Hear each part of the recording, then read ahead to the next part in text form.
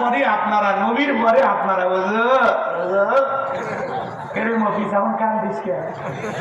কথা কয় না কে? এখন কান্দিস কারে?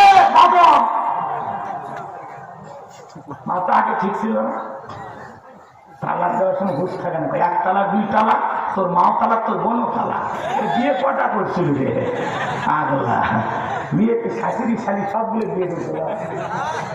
এরকম আছে না? না, খালি পোক তালাক। কথা কষ্ট বাজান, রাগ করতেছেন আপনারা। শোনেন,